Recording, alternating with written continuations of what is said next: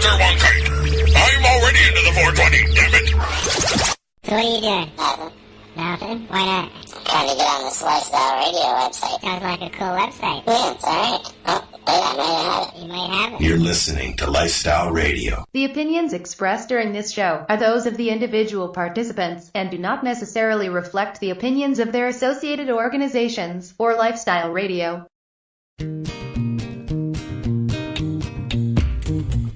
You like music, you like weed, well, we gonna be good friends indeed. This is how much I like more than smoking trees. They'll make you dance the do-si-do and teach you how the chiva grows. Smoke a bowl on the 420 radio show. On Lifestyle Radio.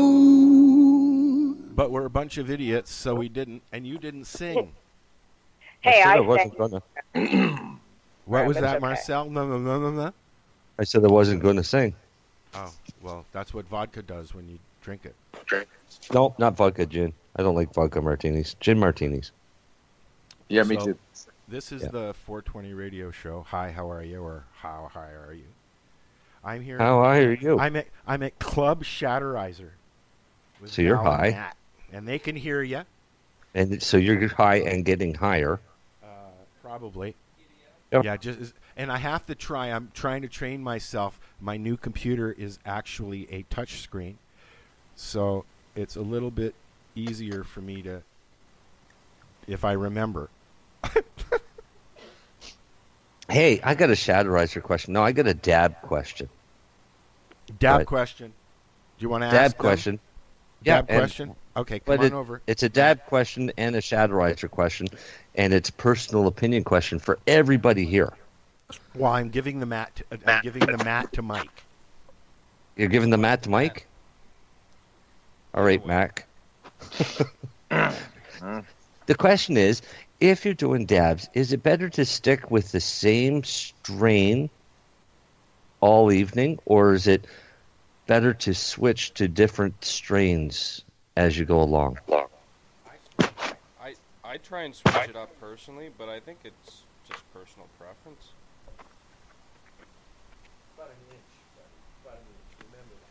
How's everybody else feel? Personal preference is always my choice. What? Oh, just switch it up. Or Well, just... it was just a one-liner in and of itself, actually, but sorry about that. It kind of jumped quick out of the gate. Just to riff on the term personal preference. It's always my choice. Well, that's usually what it is, yes. Yeah. Question for Matt. What are the stats saying on that? Yeah. Well, I don't know. Let me check my Rolodex here. I'm just curious, what's personal preference? To stick with the same strain or to switch strains up? I prefer to switch strains, personally, but I'm fortunate enough to have, usually a nice selection of strains from various friends that I cultivate, and I definitely switch it up. See, I'm in the same situation. I have plenty of different strains to choose from. So I tend on switching it up. But I try to stick sativas to sativas and indicas to indicas. For sure. I'll consume sativas throughout the day and only break out the indicas at night. I can't function during the day vaping indicas. Well, since I'm quitting smoking tobacco, I have a much higher intake of cannabis, and it doesn't matter. I can't function at all anymore. So I'll just stay high until I no longer want to smoke.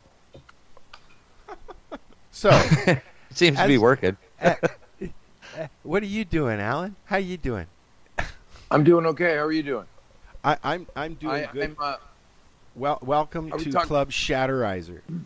Thank you very much. It's officially, I'm officially a member of the Shatterizer Club, and that I have been using mine, and I do like it. Tell me, you've been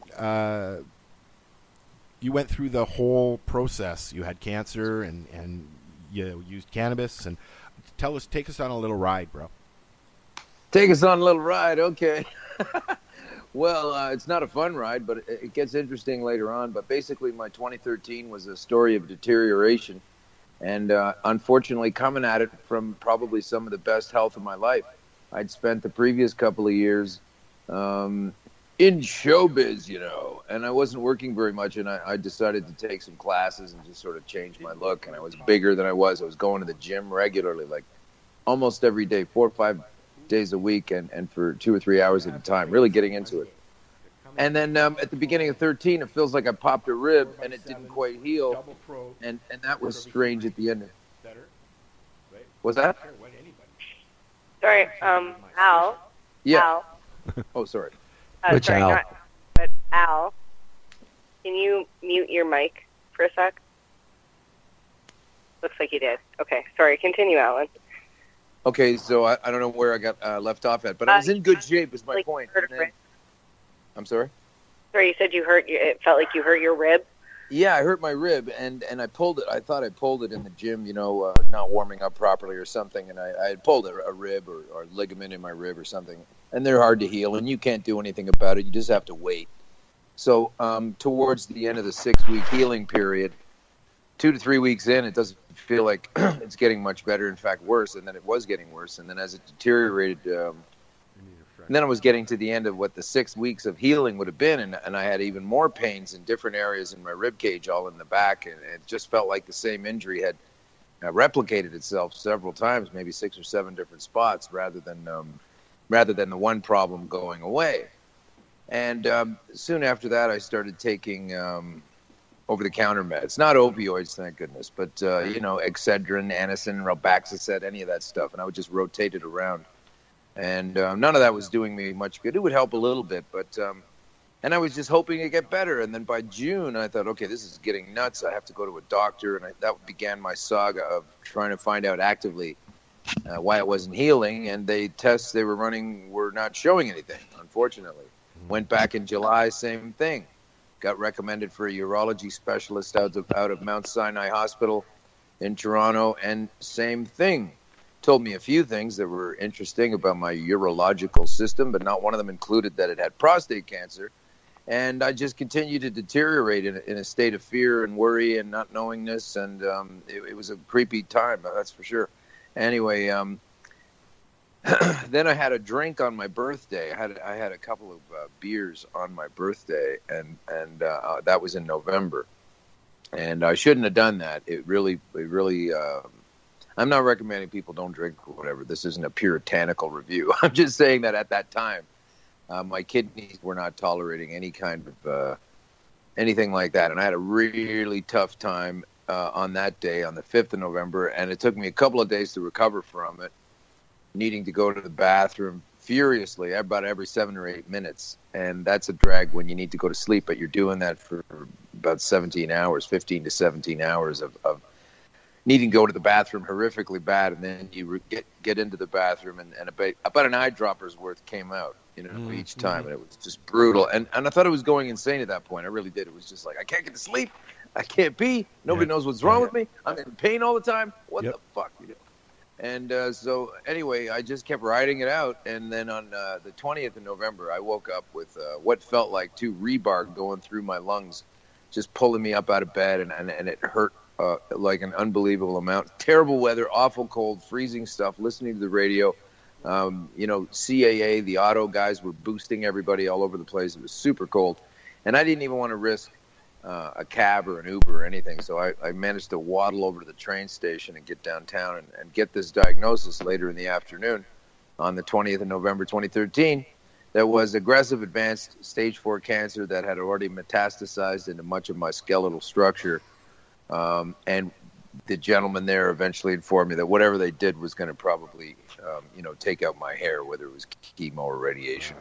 And then that I would be seen by a specialist as soon as possible, which it turns out was 5 weeks. Because when you're stage 4 aggressive advanced, they really want to jump on that shit right away quickly. So that's just a little shot to the healthcare system. 5 weeks. So then, in the meantime, I had been in the waiting room, waiting to find out what terrible news would befall me when they finally diagnosed me. And I started thinking about medical cannabis, came into my mind, and mulling it over. Didn't really know much about it. Wasn't really a regular user. Hadn't been for guess about 7 or 8 years at that point since I had recreationally partaken of the herb, and that was also a personal decision of mine. It wasn't a judgmental thing, and I was certainly on board with whatever medical cannabis people or recreational cannabis people wanted to do, you know. And so I didn't have a political take on it at all. I thought, yeah, okay, maybe I'll try this, and then. So I got the diagnosis on Wednesday the 20th. Thursday, Friday, I was at work, couldn't do anything about it. I was working on a TV show at the time, and I just had to attend those rather long days. One of the days which included a photo shoot for a New Year's Eve TV special where I had to wear a suit and look all fun. Anyway, I can barely look at that photograph now. It brings back the horror. And that whole time was really kind of fuzzy. But anyway, so the 2 days go by, and then on the Saturday, I was able to obtain from a friend, a trusted friend who I knew was involved in cannabis and could ascertain a good batch, if you will, because I was certainly out of the loop. And this person managed to get me a quarter ounce. Which would eventually make 15 grams or so, 12 to 15 grams of Rick Simpson oil, which I learned how to make from using basically Google and YouTube at the time. This seems like a million years ago now. 5 years ago is a long time in what's happened with us and our politics and certainly my awareness of it and the rights and the differences and the pre-Trudeau era and whatever. You know, that was a long time ago, and I just didn't want anyone to know I was sick. I didn't want anyone to know that I was using this illegal substance to remedy myself because I thought, first of all, they'll think I'm nuts. Second of all, I might get in trouble with the cops. So I kept it to myself.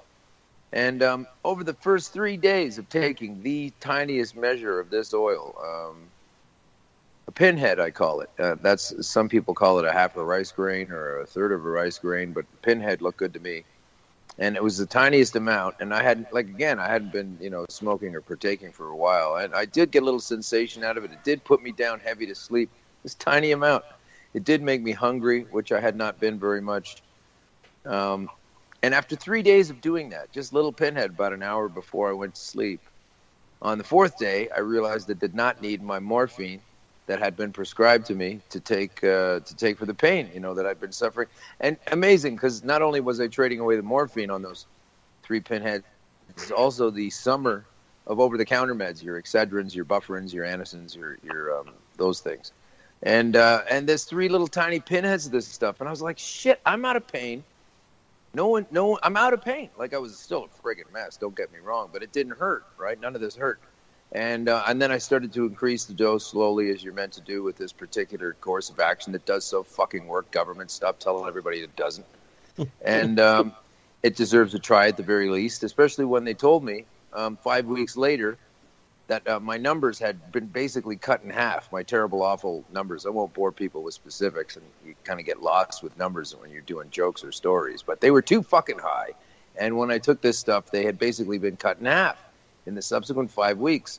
So when the expert went to take a look at me and everything, he wasn't sure that either one of these readings was accurate, because he said, well, you have this number and you can't have this number 5 weeks later. That's impossible.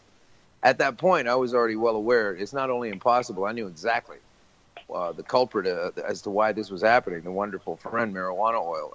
And it was, I wasn't going to tell this dude that I was doing it, because I just didn't trust that the system would be okay with it. And, that was all. No genius would it require to figure that out. I just wanted to keep it under my hat. So 5 weeks there, 5 weeks into it, this terrible number 700 is now 374, which is still bad, but basically in half.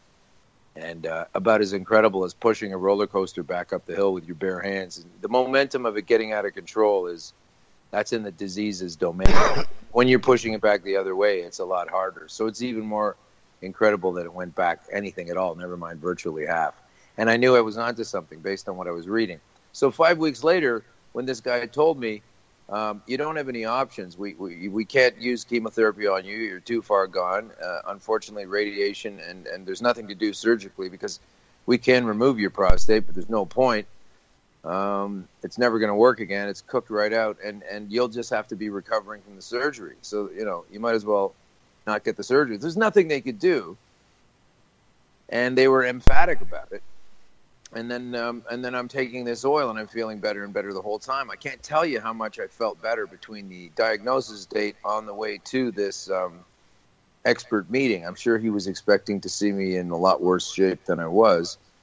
And at the end of this time, he said there's nothing you can do about it, and he started to explain to me where the chapel was in the hospital, and that I should make peace with my quarrels, and that I should get my affairs in order, and etc.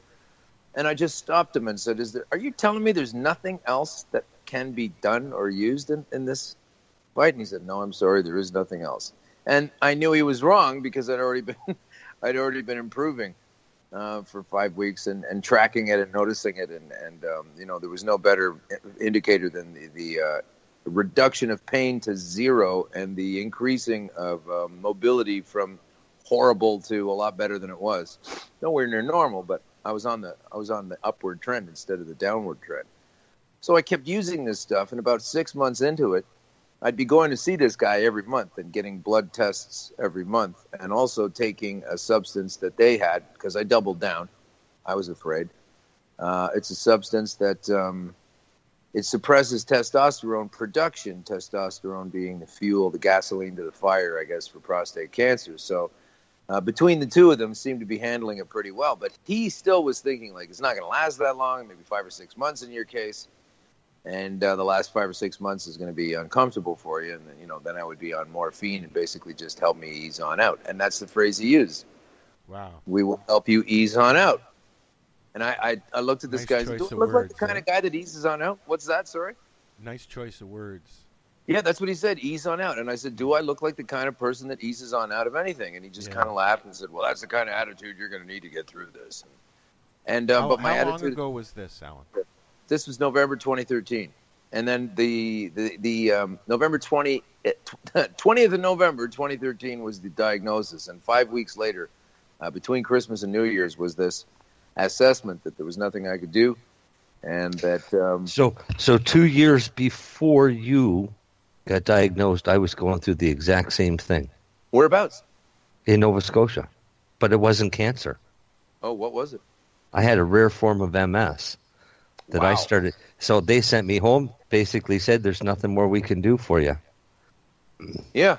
And then So you I start doing things. And then you're okay. And then they tell you it's not a good idea to do that thing, right? I met Rick Simpson, went to his house and tried his oil, and come home and found out a better way to make it and make it work for my condition. Oh, that's amazing. And So when it's- was this? That was in 2011? Well, I started in 2008 is when it started, and started taking oil every day.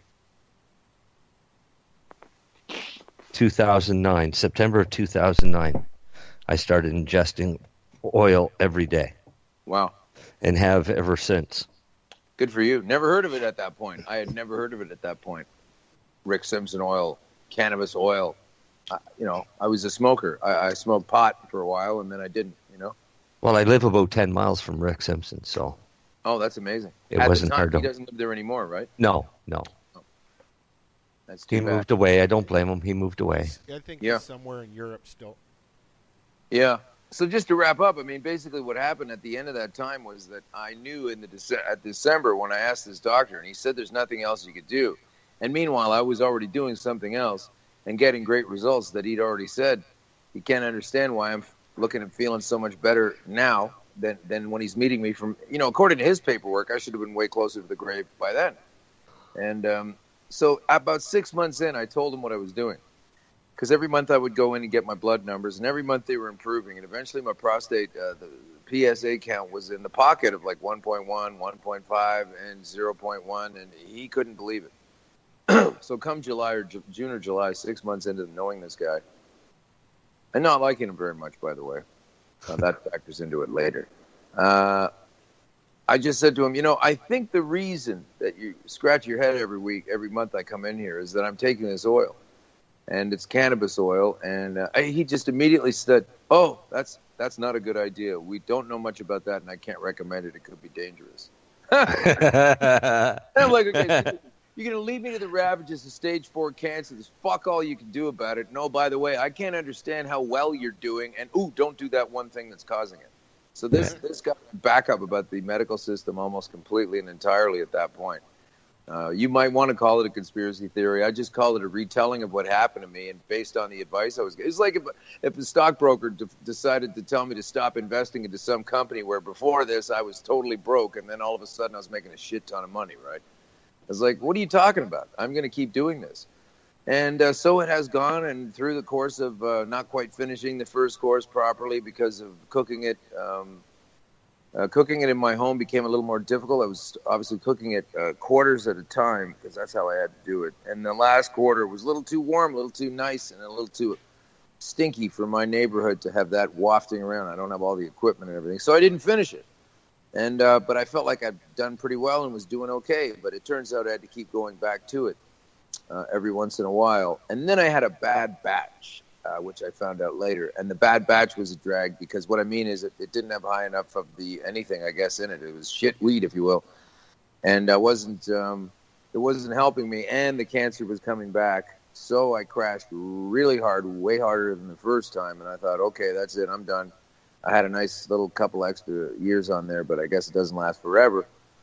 And got into the hospital for some emergency procedures, including catheterization and some stuff, some scrapings and this and that inside, and then eventually I realized that I found out that the oil I'd been using was not effective, and then I freaked out because I was like, it's not that this doesn't work, it's that this batch is no good, and it kind of re-energized me, and I was able to source some more stuff from a different arrangement instead of making it myself. And I can't even remember the series of events that led me to one particular, let's keep this vague, one particular collective of folks who had heard about my story and decided to help me out with some for sure quality stuff, and it's been great ever since. Perfect. That's awesome, bud. I love hearing these stories. And people say, did it go away? Did it go away? Have you killed your cancer? And I keep saying, I don't know, because the only way to find that out is to stop taking it for a long time and see if it comes back. And why would I want to do that? Well, Tommy right. Chung, That's my attitude. Well, right? Tommy Chung ran into that where he, and I think he admitted it, he was taking the oil, he felt better, went into remission, so he stopped. He didn't keep the upkeep, and it came back. Far out, man. Yeah, that's what happens. No, I tell everybody that once you start this, you're stuck with it for life.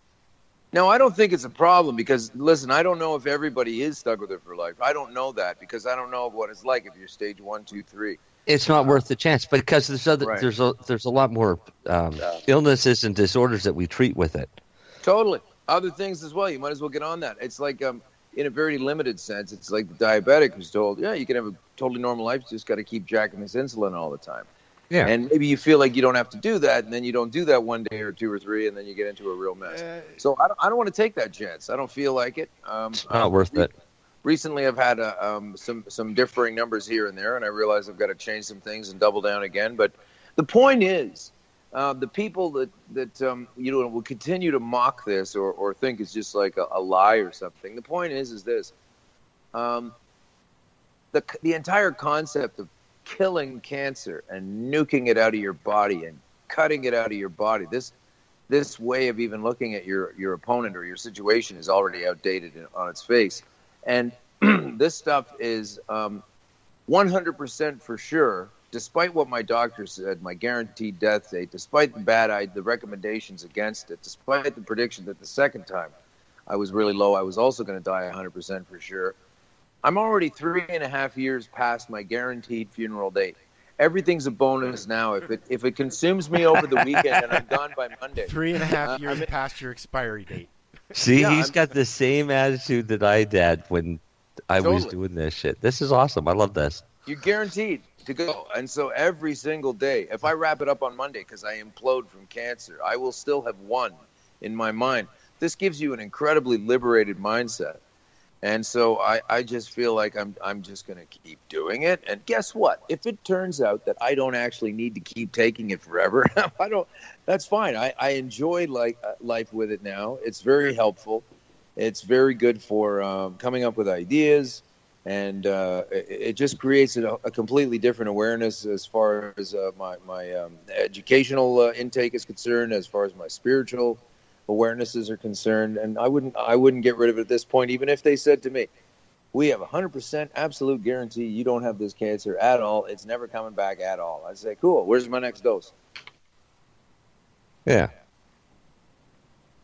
And finding that next dose is going to be easier and easier and easier as we go on. That's true. Yeah. Well, I'm already working on that. Yes and no.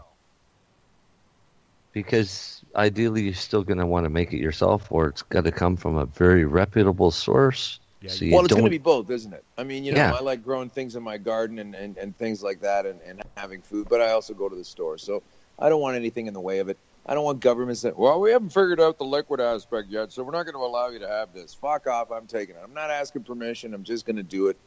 It just works.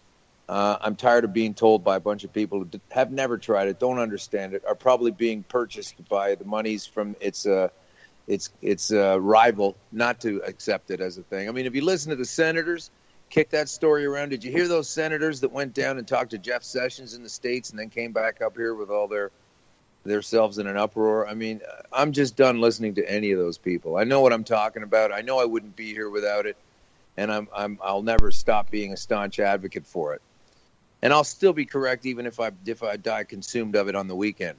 You know what I mean? Like, I'm still way into bonus time here. Yeah, we're still winners. We're the We Be Death Club. We Be Death Club. Yeah, but this is the thing. It's the criminal thing. Okay, this is the criminal aspect of it. I've just talked to you about the happy aspect of why I take it and why I keep using it. The criminal aspect is this. Obviously, just do the math. I'm not the only person who decided to go his own way based on diagnoses. But how many men, in this specific case of prostate cancer, not to be sexist, how many men have been told, wow, you're done, you're cooked, there's nothing you can do, just do this. Or maybe if you're stage 3, they go, okay, let's get on this chemotherapy. And these folks are understanding that they're going to die soon on the way out with the chemotherapy, and that's it. And they don't even try this thing. Or if you're told you don't have surgery options, you don't have chemo options, you don't have radiation, what is the moral availability of telling someone, and you can't do this flower that grows out the fucking side? You can't take that, even though these other things we do have for you all the time aren't going to work.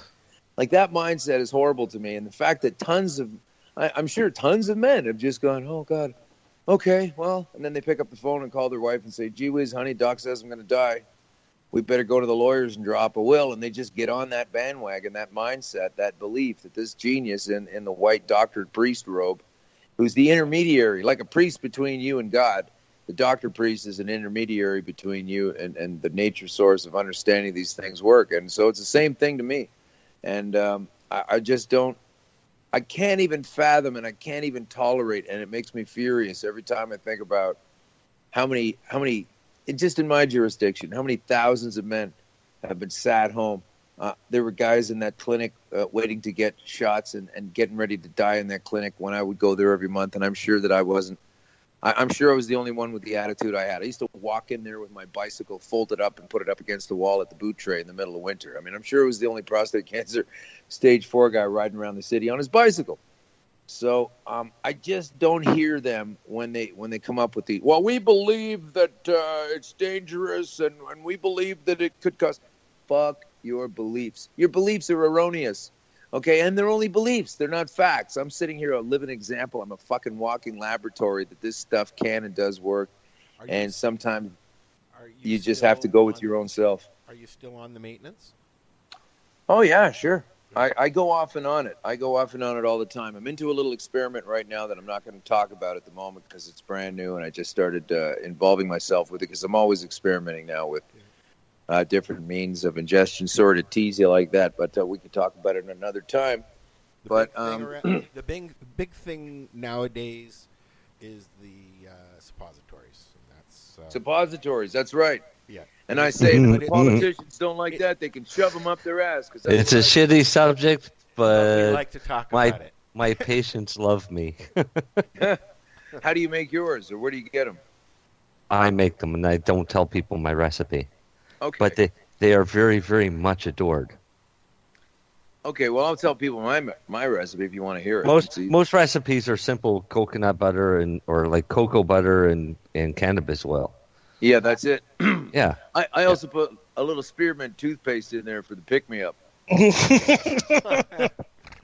Holy fuck.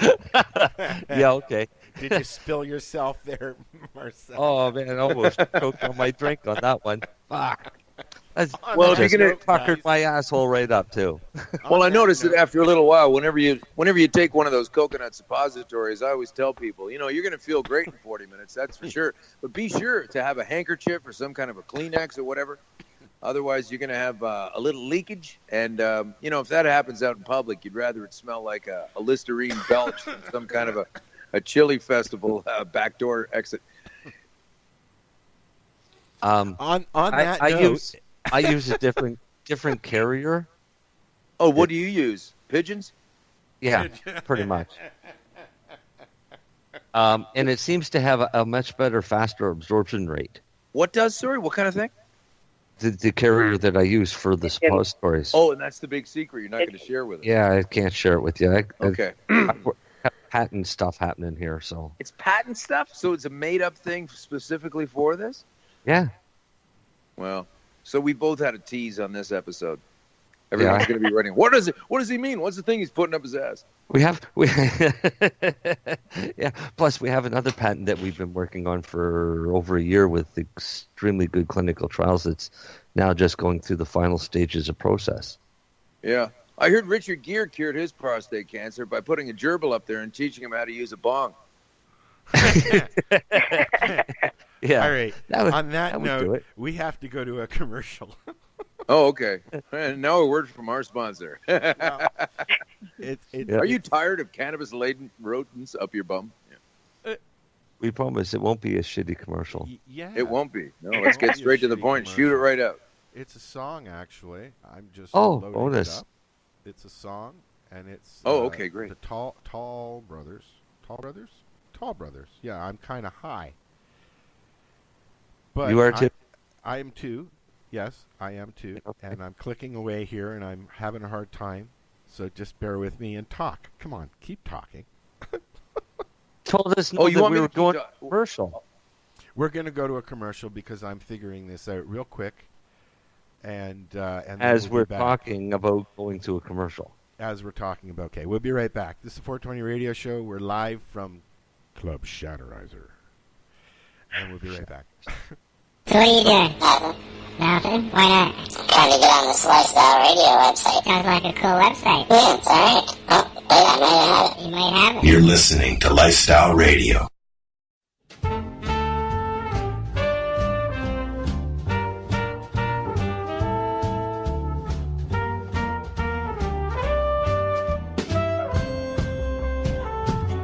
I'm kinda high. Let me excuse myself. But it seems like it's just moments since we met. I'm kinda high. Let me introduce myself. Did we meet before, or am I just kinda high? If you think it a little strange, dear, take a puff on this and then you'll dig my sweet refrain, girl, when I sing it again. I'm kinda high, let me excuse myself, but it seems like it's just moments since we met. I'm kinda high, let me introduce myself. Did we meet before, or am I just kinda high?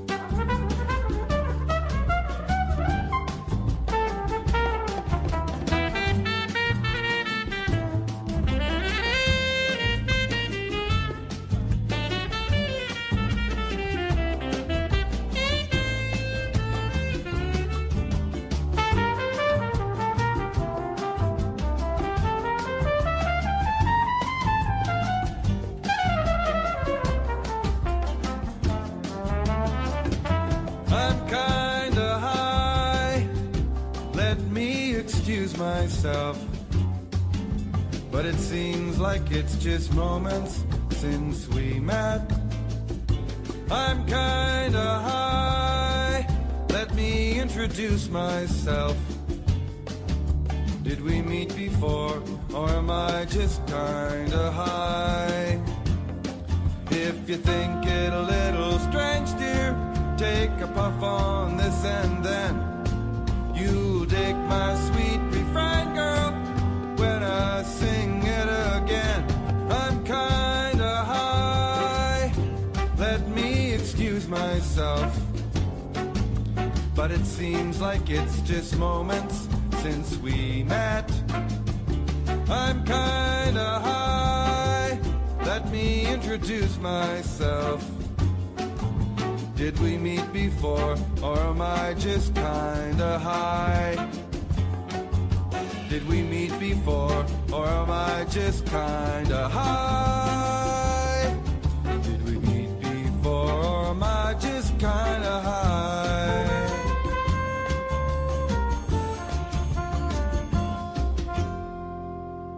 And I don't we believe- are back. I What? don't believe it. I don't You believe could- it. Yar. No, What I don't you believe we're back. I don't believe we're back. I believe we're back. But you never tell us when we're coming back, and So, so I I'm just thinking did. it's a fake out. Well, you know what? I'm sitting here, and I've got Val's card in my hand. What kind of card? It's a Like her Perfect bank card? Clouds card. No, Oh, Perfect Clouds Shatterizer business card. ooh. I like the layout, actually. We got to do business cards before I come out there. But I like the layout of this, actually. I don't know. I've never seen it. Simple but elegant. I've never seen it. And you're going to put that as our Yeah, business yeah, card, simple Val- and elegant? Val said you'll get one at Harvest Fest. Speaking of Harvest Fest. Oh, hello, Al's phone. No, I'm not answering that. Right, is it Chris Backer? That's not for me. Why? I'd answer the phone for Chris. I'd put you on hold for Chris Backer. Jeez, man. I bet you would, because if Chris I called, would. it would be important. That's right, because That's right. Chris doesn't waste my time. Chris doesn't waste anybody's time, or his own. If Chris calls me, I know what's important.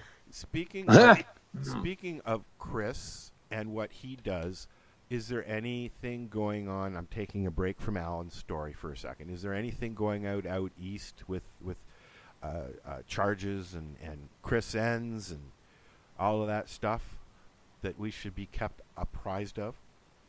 Not really. There's a few of the dispensaries that were charged have gone in and done their little appearance and gotten a date for going to court. Yeah. One of them's filed that they're doing a charter challenge as their defense, which is perfectly fine Awesome. because that's what's needed. Chris Ends, they're smart enough just to leave him the fuck alone. At this point, yeah. The Nova Scotia Liquor Commission, who's going to be the one selling pot out of the liquor stores, have stated that they're only selling recreational. They're not going to be selling medicinal cannabis products. So where's the medicinal products going to be coming from? Mail order through the ACMPR, mail order through the MMPR, self-cultivation or designated cultivation, and as long as the boys stay the course, the dispensaries that are already here that are serving the medical patients. So in other words, the same way it is now. Yeah, Yeah. because seriously, the dispensaries are going to band together. I mean, they have no choice that want to supply because patients need the medical dispensaries. They need to be able to go in and see product, smell product, touch product. So I'm all for dispensaries. Yeah, the LPs are making their moves now. I'm not liking the stock market at all right at the moment.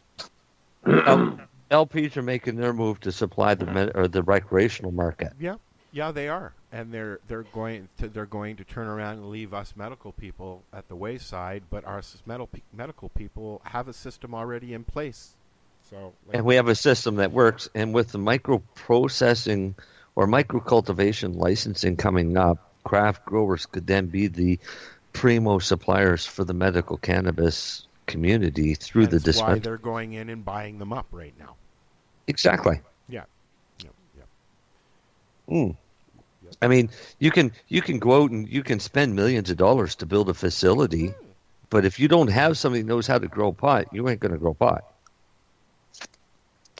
And that's what most of these guys are finding out now is they're getting growers that have never grown commercial style growing, or they're getting growers that have never grown cannabis.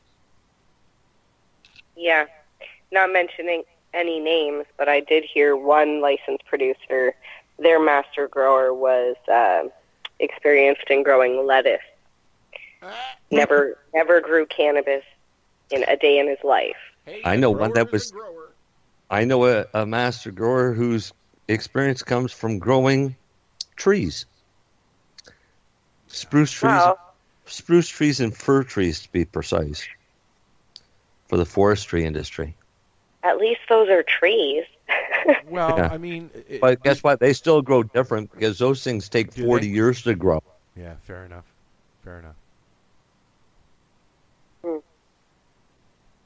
Yeah.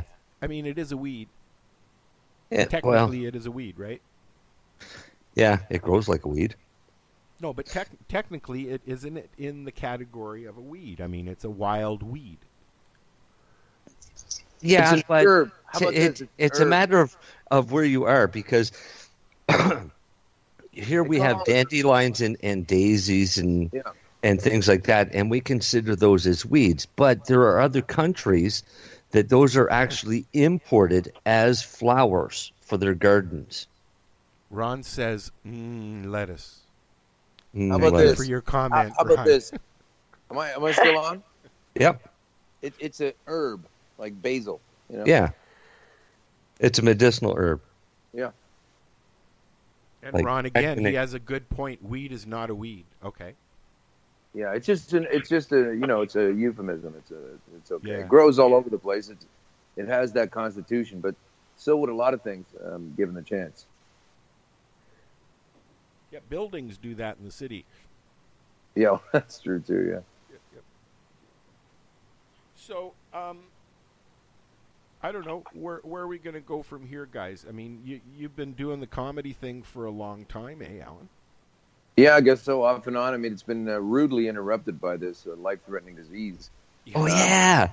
I'm getting Thanks. back into it. Thanks, Mary Jane.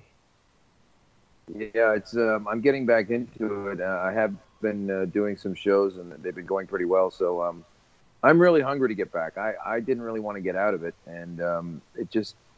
I had already slowed down my stand-up out of necessity from working on a television show. It was too difficult to continue with both, and so I wasn't doing as much of it as I'd liked. And then when the show was over, and I was trying to get back into it, and then I got sick. So then it really kind of held me down as well. But I'm bringing it back in, and I'm incorporating obviously a lot of this stuff into it, into the comedy, because it is true. It is, write what you know. Write what you know is what they say, and I sure know my story. And so then you're putting the funny into it and trying to put people's mind at ease almost immediately that you're okay and you're fine and you're good, because the last thing you want the crowd to think while you're sitting there talking to them is subconsciously they're worrying about, is this guy going to live? Is he going to die right now? What is stage 4? Oh my God.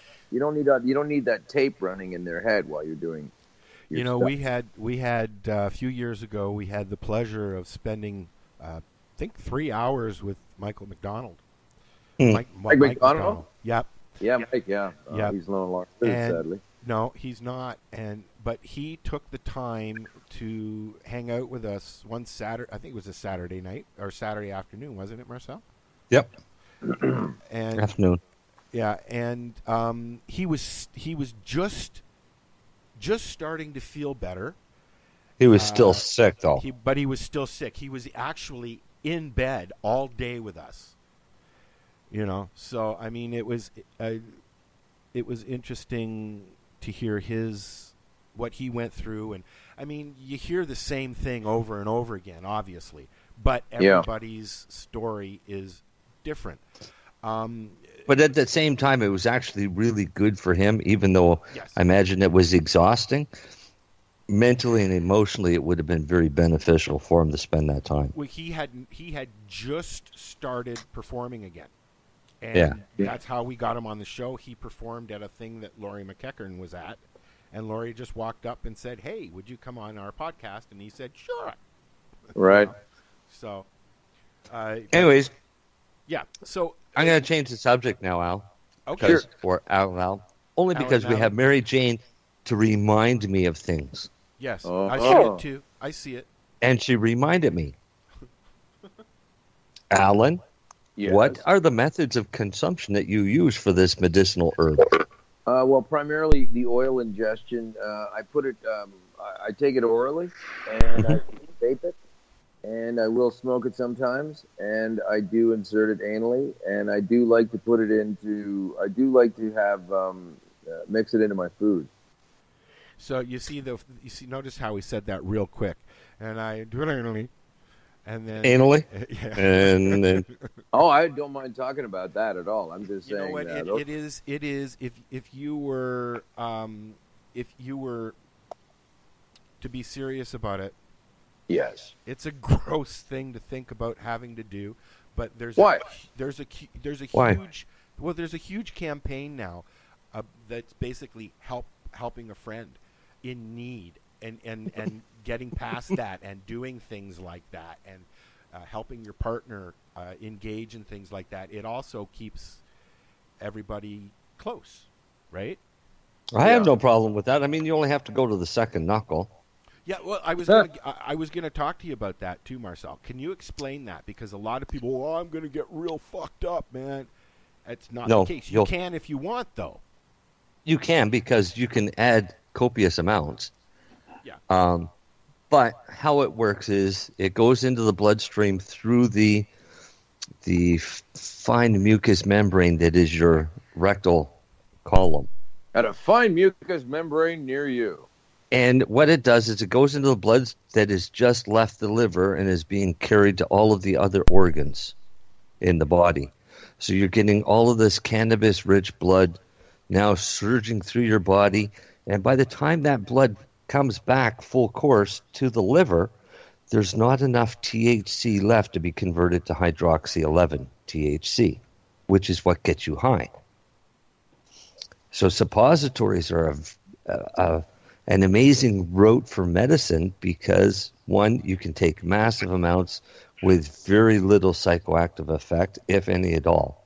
Mm-hmm. Most people report just a tingling sensation, if any at all, other than relaxation and comfort. I wasn't reporting my sensations at all. I was keeping them quite private and enjoying them immensely. And I think I got a little higher than the average statistic would show then. It would be a matter of how much you're putting in there. It's also a different kind of high, I might Mhm. add. It's completely different.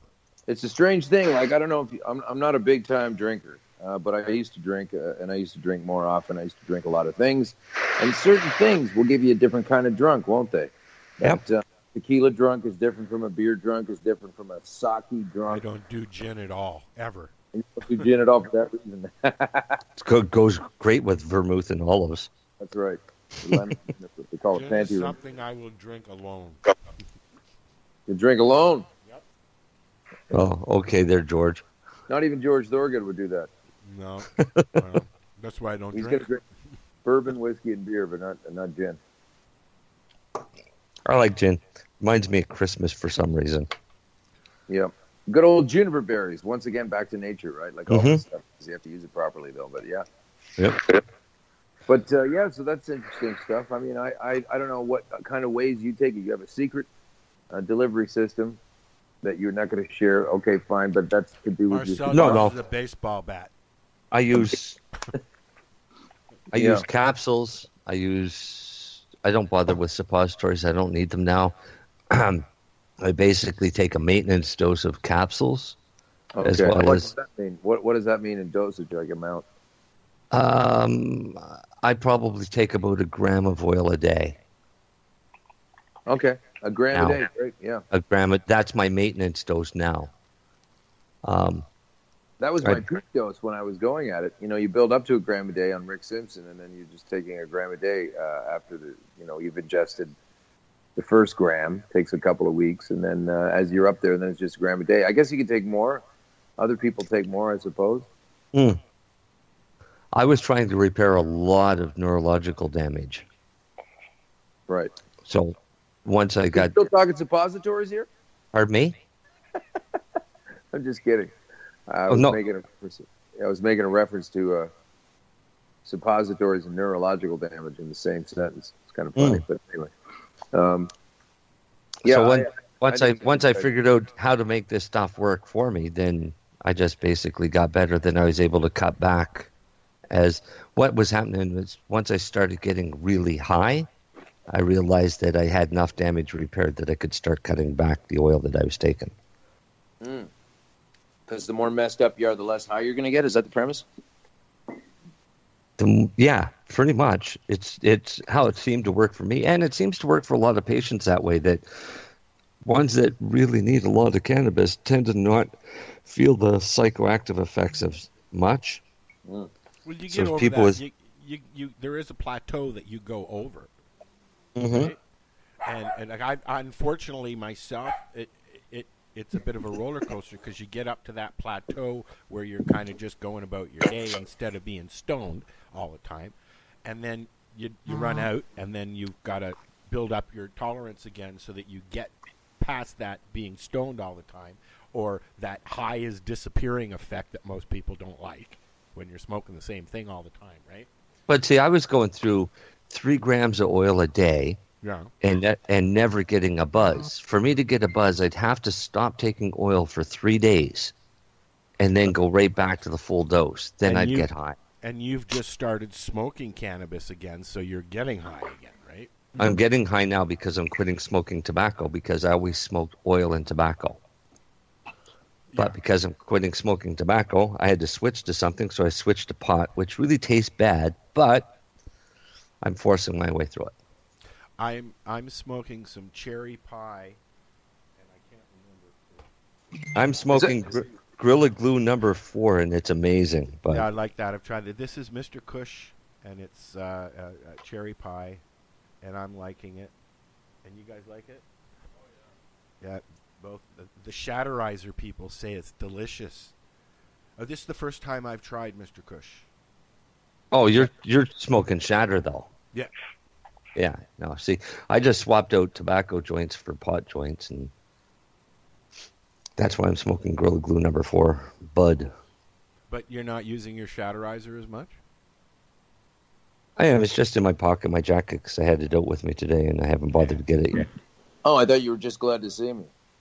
Yeah. Well. Yeah, pretty much. So, actually, there's 2 vape pens in my jacket, actually.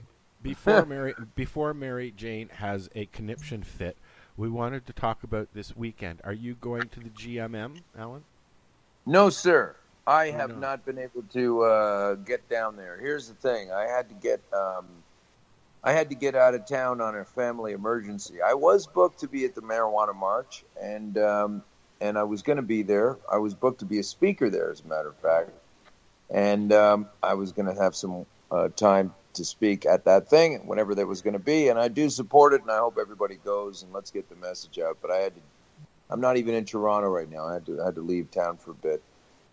Bit of a family emergency, so I'm making this call now. So Kim was my producer was thinking maybe I was going to have to cancel today's show. I said absolutely not, because I had to cancel last week on you. But I'm okay. I'm just not in the city, and I won't be making it down for tomorrow. Oh, it's too bad. Yeah, me too. I don't like it, but that's the way it is. Mary Jane. Yes, sir. Did you want to tell people why I'm making a big deal about tomorrow? Tomorrow is the annual Global Marijuana March. That might be it. That might be it.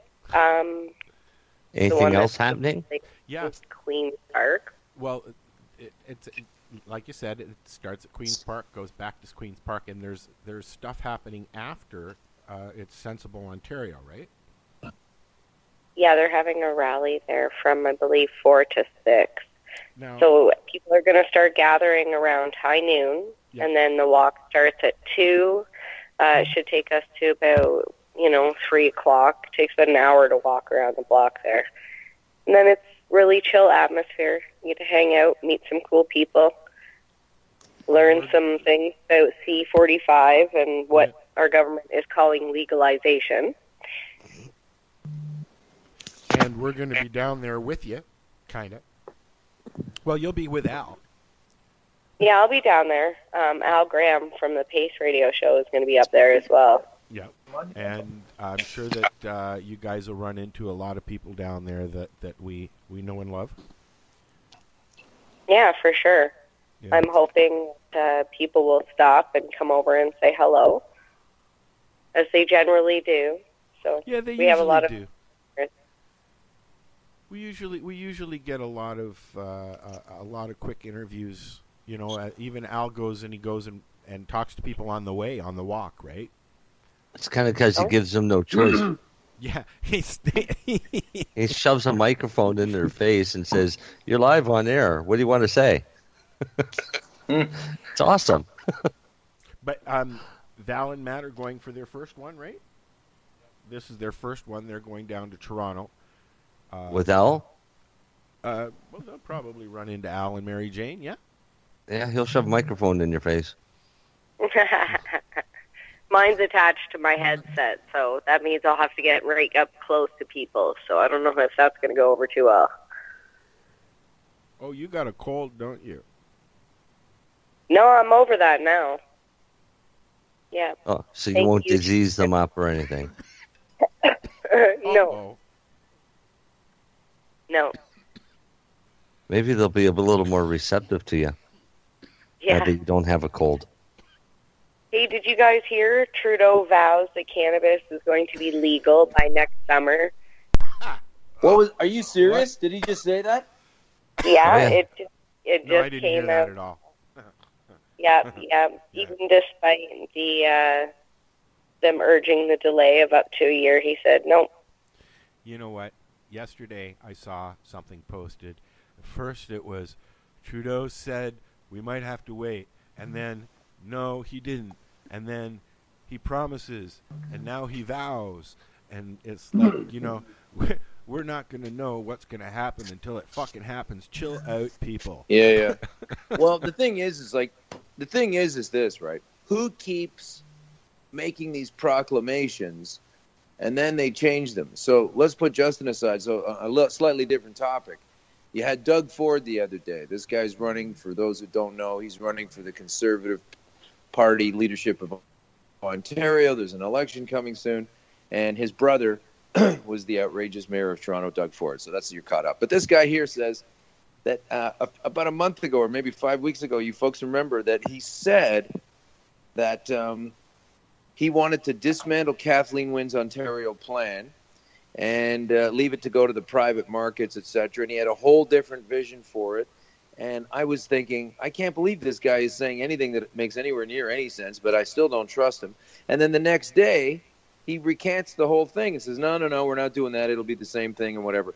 And so then about a month later, like yesterday or a couple days ago, he comes out and says they're going to start developing in the Greenbelt and cutting into the sort of Greenbelt nature preserve that we do need, our watershed, our whole thing. And the next day he comes out again. Next day he comes out again with the same thing. Oh, yeah, no, we're not doing that. Who is picking up the phone and changing these people's minds as soon as they make their declaration proclamation? Well, That's what I want to know. I think it's safe to say on that subject, he fucked up and he got pulled back again. By who? By his party. No, it's not the party. It's the handler. Is it the handler? Yeah, exactly. Oh, of course. I think so, too. It's always the handler.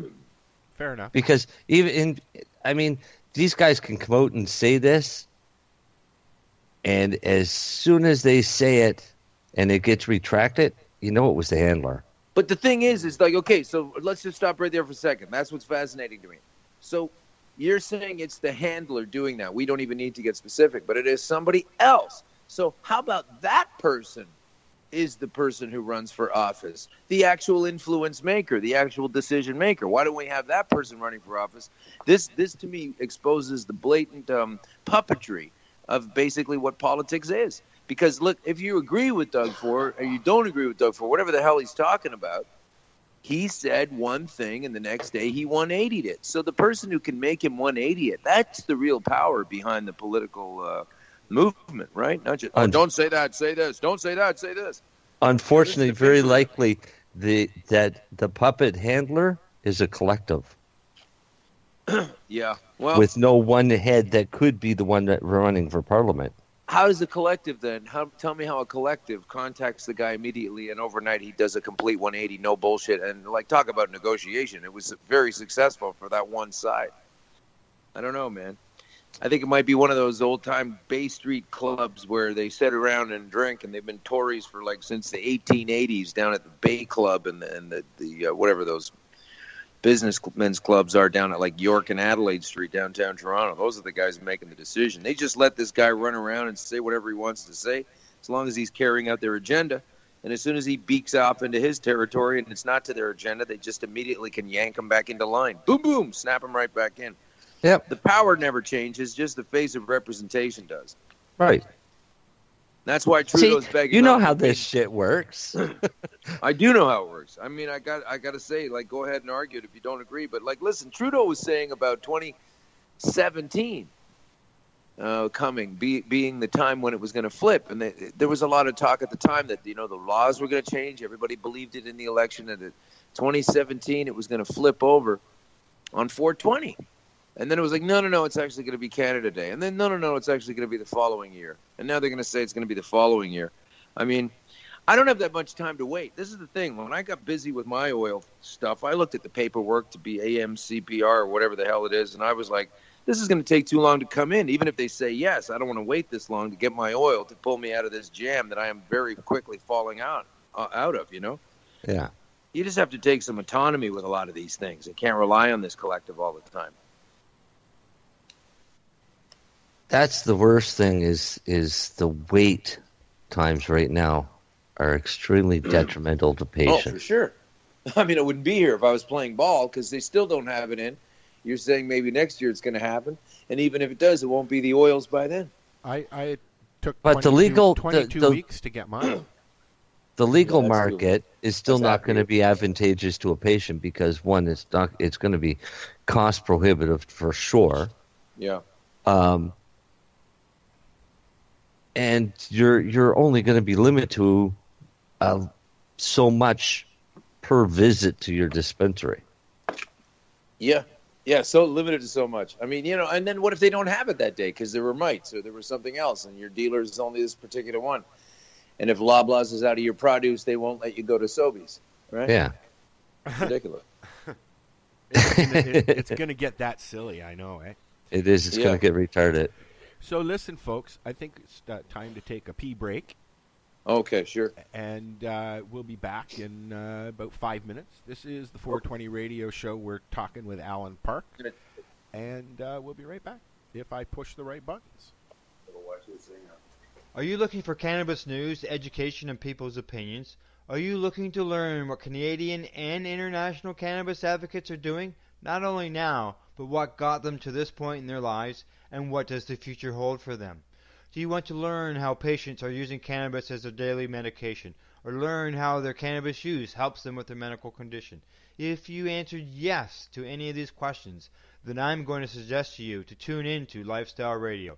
Catch their live weekly shows and have your questions and concerns answered and find the experience you're looking for. Monday, catch your weekly news broadcast with the Reef Reporters. Then on Wednesday, get several hours worth of cannabis public education. We get things started with Cannabis and Coffee with Tamarawana. Then tune in and catch Pottawa with Russell Barth, who calls himself the world's angriest pothead. Finish up your evening with the award-winning Pace Radio Show with Al Graham and joint host Kim Cooper and Alicia Yashishin. No week would be complete without tuning into Friday night's program, the 420 Radio Show, featuring Al Rapp and the 420 Radio crew, Mary Jane Baker and Marcel Gagnac. Cannabis is a lifestyle, and you can catch all your cannabis lifestyle information right here at lifestyleradio.net or at our sister site, 420radio.ca. You're listening to Lifestyle Radio.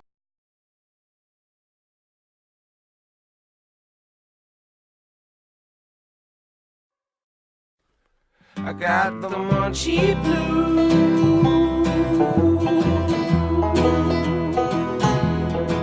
I need cake, chips, pop, and gummy bears too. I need nachos and cheese, potatoes, carrots, and peas.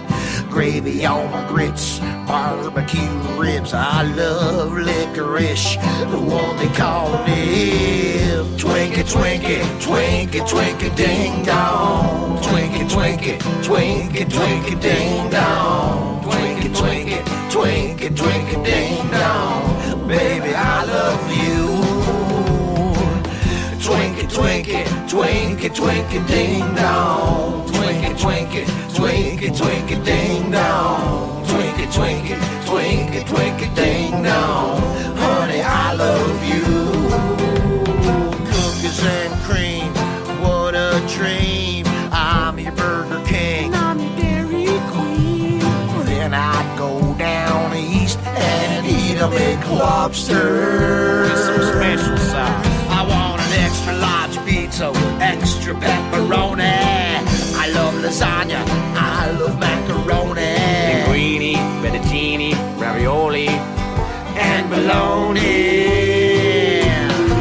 I love matzo ball soup, kippers, lox, and bagels. I love the eggs from legs and the snails. Burritos, taquitos, fajitas, and mojitos. I love burgers and corn dogs and Doritos.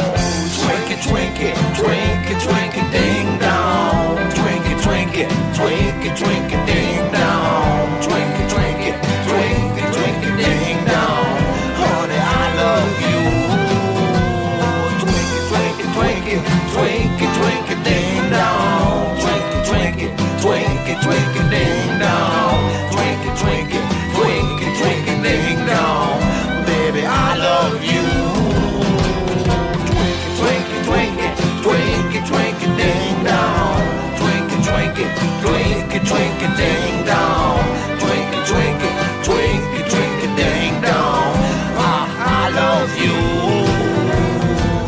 Twinkie, twinkie, twinkie, twinkie, ding dong. Twinkie, twinkie, twinkie, twinkie, ding dong. Twinkie, twinkie, twinkie, twinkie, ding dong. I got the munchie blues. Twinkie, twinkie, twinkie, twinkie, ding dong. Twinkie, twinkie, twinkie, twinkie, ding dong. Twinkie, twinkie, twinkie, twinkie, ding dong. I got the munchie blues.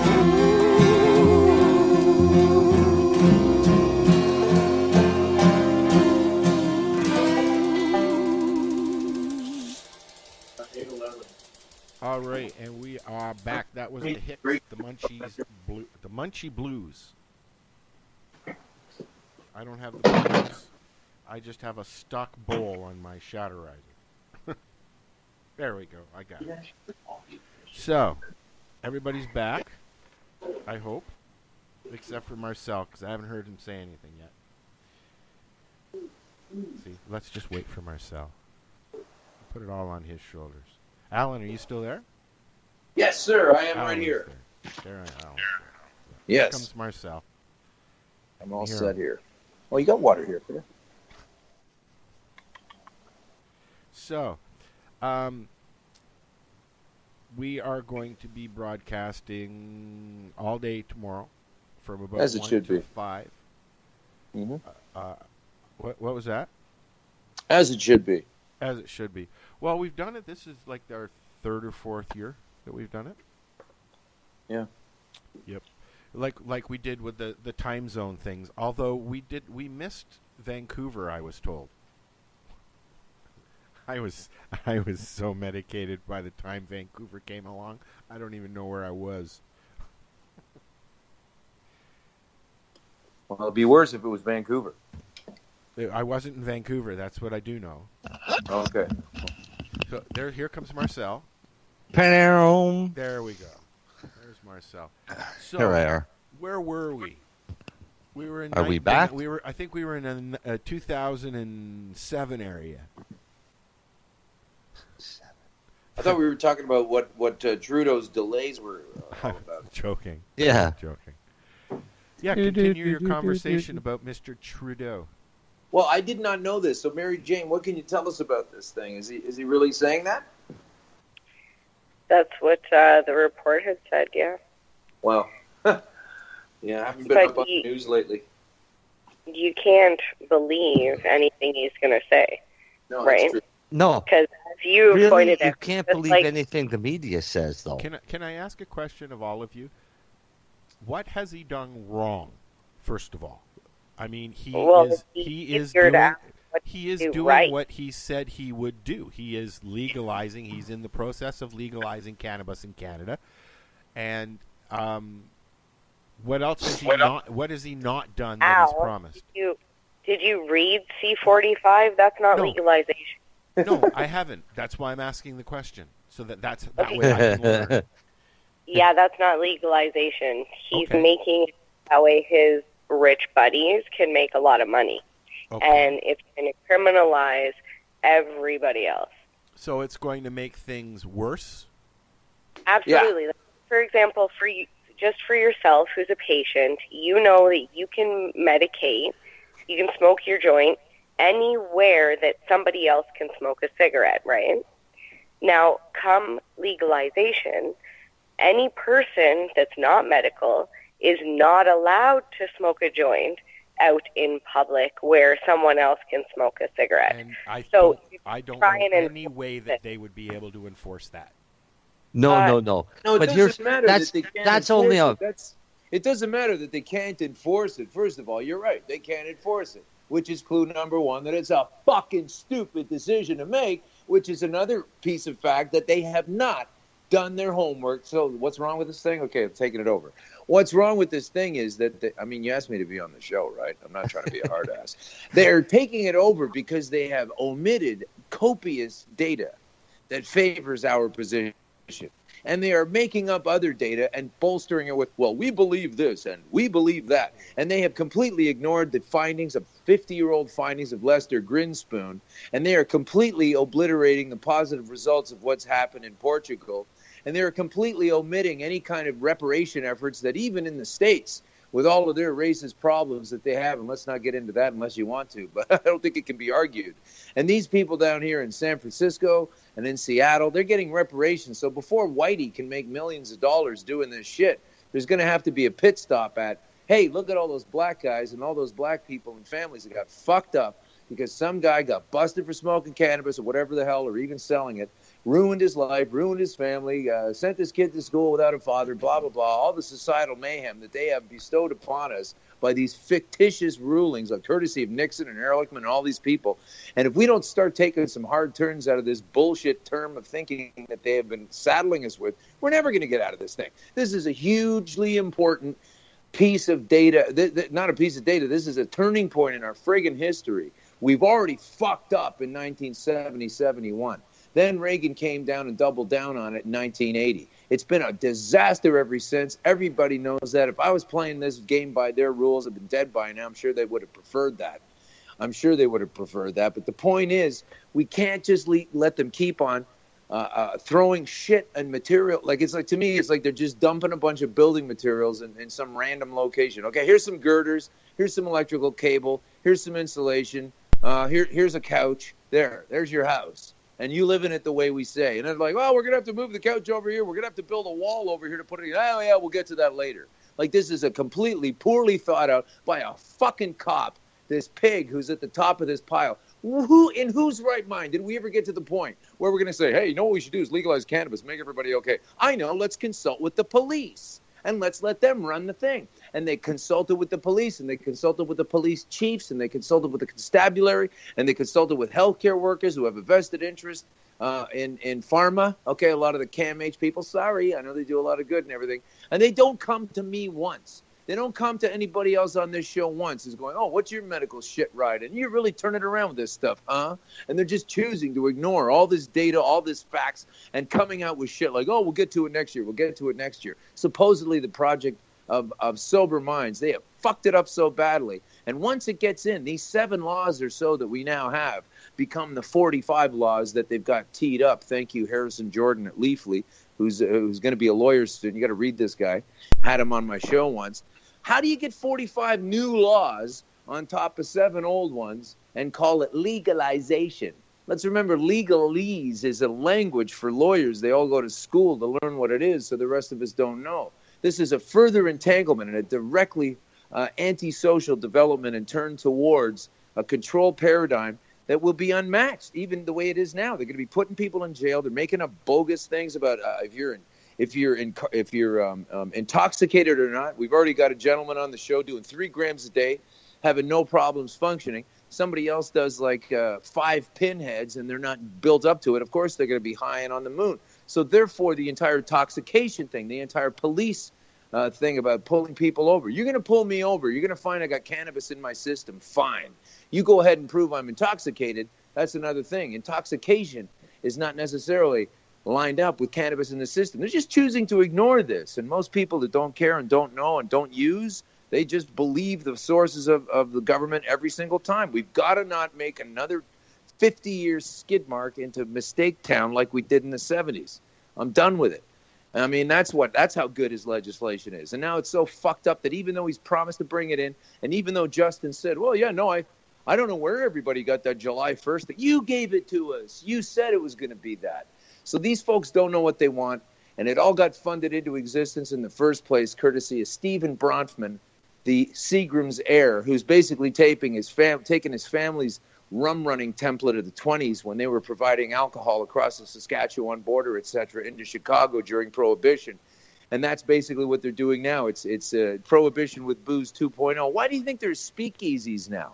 Why do you think there are all these secret clubs where you have to go underground and go to a vape lounge? I'm not making fun of vape lounges. I love them. I'm just saying they wouldn't exist, or you wouldn't need to exist. Like if coffee were illegal, there'd be secret coffee lounges. These guys foment this supposed illegality. They know exactly what they're doing when they dream this shit up in the first place, and it's all by design. The data's there. I mean, if you decide to set this dollar value at $11 or $12 a gram and then tell everybody else they're a criminal for selling it, you're going to create illegalities. You're going to create problems. You're going to send people away. Hopefully, you're also invested into the private for-profit prison industry, too, while you're at it. I could go on, but that's why I don't like any of this legislation. I think that, I don't like the legislation because I think it's kind of wrong that I could have sex with a 12-year-old and get 7 years in jail, but if I give her a joint, I go to jail for 14 fucking years. Exactly. That's another thing. Yeah, exactly. It's horrendous. And we all know you're not supposed to give it to a kid, and I get it. But why are those penalties out of whack like that? The whole thing is out of whack. You take a look at all of it. Mary Jane's the legislation. I mean, you just read that and it's like, what? I'm in this nightmare. It's not legal. It's legalized, which means you're taking something and legal is not also lawful, okay? Sometimes legal and lawful are the same thing, but one does not beget the other necessarily. And in fact, lawful many times is not legal at all, as the Parker ruling will show you, as the rulings will show you. When people start to get pulled over for being intoxicated, and then they can't prove it, right? Then they won't be able to prove it. And we're heading into some really serious problems once and when they do get this shit out there, whether it's, this year as promised and failed. Let's remember, he failed consistently with this. Or whether it's next year, whenever it is, there will be problems with this. And I want to know how many companies Bill Blair has invested into along the way. You know, he says everybody that's not on board or whatever is a criminal, and it's a criminal enterprise that will be shut down, blah, blah, blah. And I want to know I want a full fucking disclosure on exactly this guy's investments. And, of course, he'll give a 25-word non-answer to that. But I want to know exactly how many LPs he's already invested into or whatever, a widget for some new way of delivering cannabis that's yet to be invented. Whatever he's invested into, I want to know every single thing. And until this cop, who's a G20 human rights abuser who got away with that shit, I mean, it's amazing to me. One guy smokes a joint now and gets caught, or one of the Emerys or whatever the hell. Now they were caught in the old paradigm using something. Now it's illegal, so they can't participate in the new paradigm. We're supposed to let these bureaucrats and these cops run things. I mean, who the hell goes to if you're going to a cop to figure out the entire structure? I can tell you exactly why that is. It's because if you really decriminalized this substance, okay, if you really decriminalized it and just removed it, like I get in the same amount of trouble having a tulip in my garden as I do with cannabis, and you decriminalized it, all of a sudden, every single man hour of every single police station detachment in this country or North America or the world or whatever, everybody that's a cop has a certain amount of man hours on his sheet, particularly more so in a drug squad. But like people that are involved in arresting people for cannabis, writing up those issues in their police reports and all the business that they do in the police station, all the going to court appearances and everything else, you just go ahead and subtract that from every cop's ledger, every bit of the spreadsheet. Well, guess what? Now we don't need as many cops. Now they have to look at budget cutbacks. There were several articles put out this week, again, in the media, that are hinting that they are looking at removing charges, cannabis charges. So they better. they can do nothing but the full whole hog on this.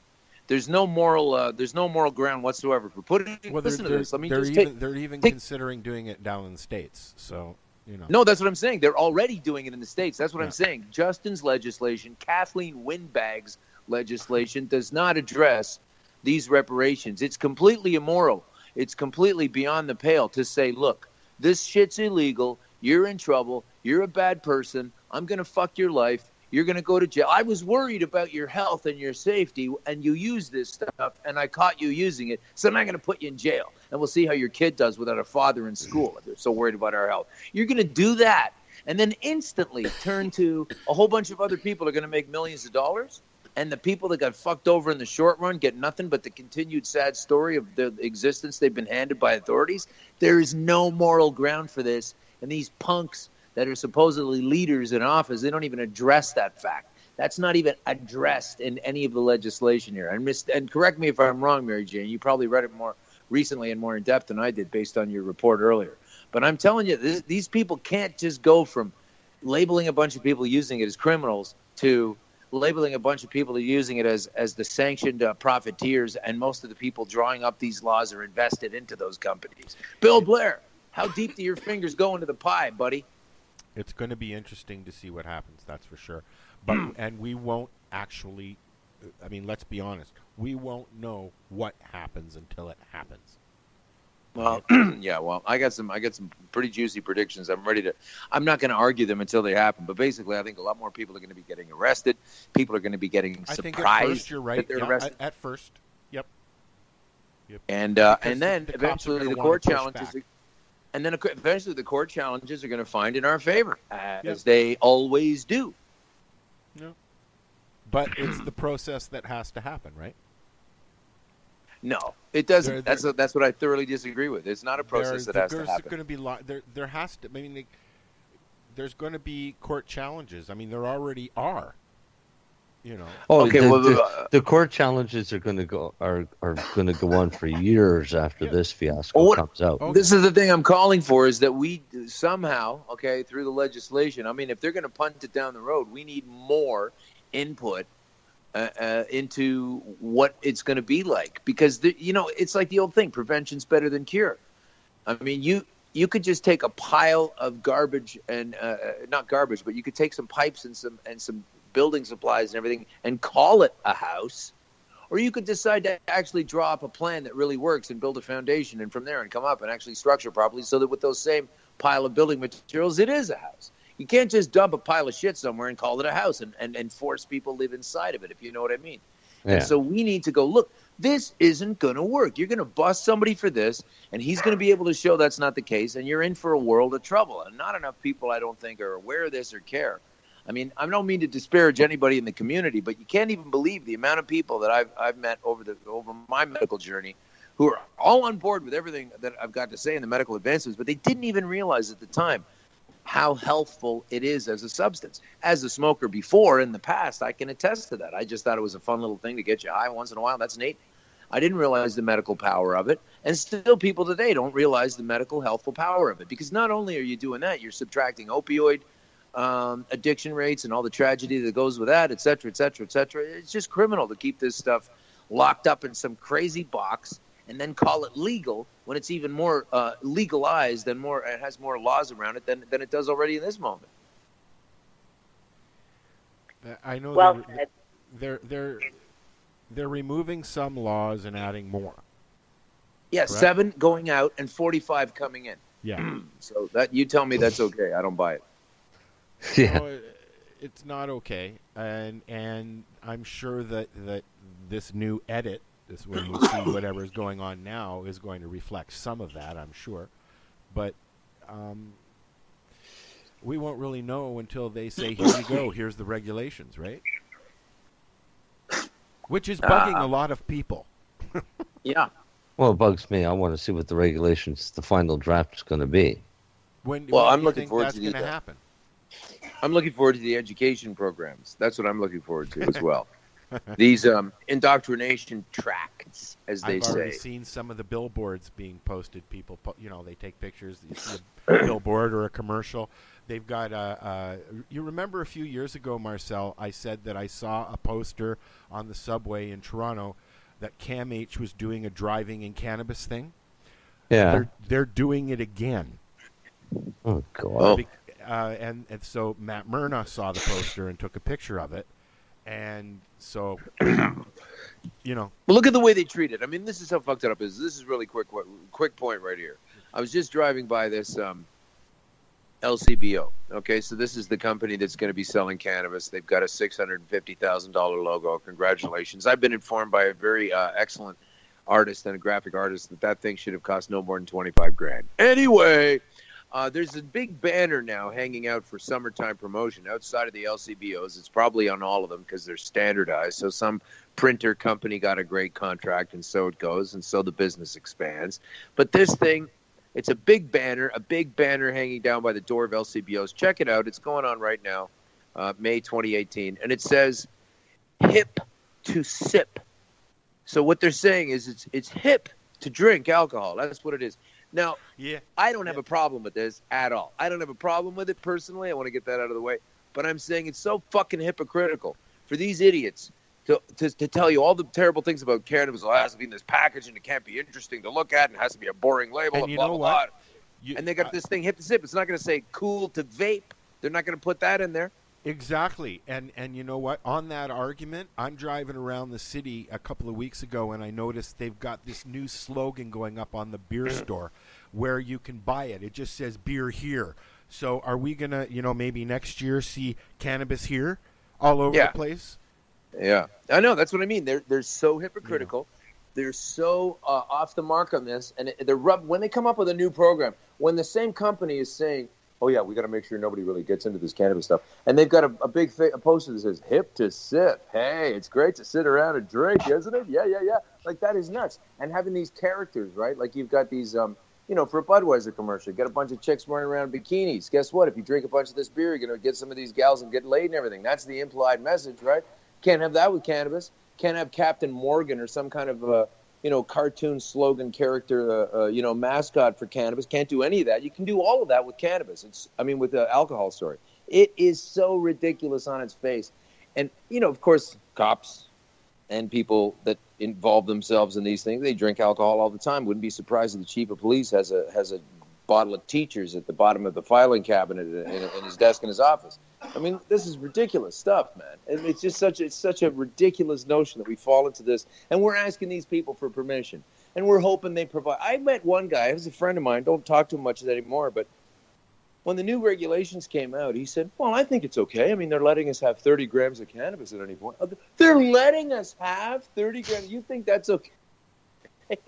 Like, that is such a servile position. It makes me sick. So, Marcel, you want to tell people about this song we're going to listen to? I think it's awesome. I gotta see if I I haven't heard it. I want to hear the song, but I don't know if you're going to hear it. You'll have to listen to it after. I'll listen to it after, anyways. But it's because Nova Scotia has the highest per capita consumption of cannabis in the country. They come up with a song called "Baked in Nova Scotia." Okay, so let's listen to that, and we'll be right back if this works. Let's see if this is going to work here. Sure.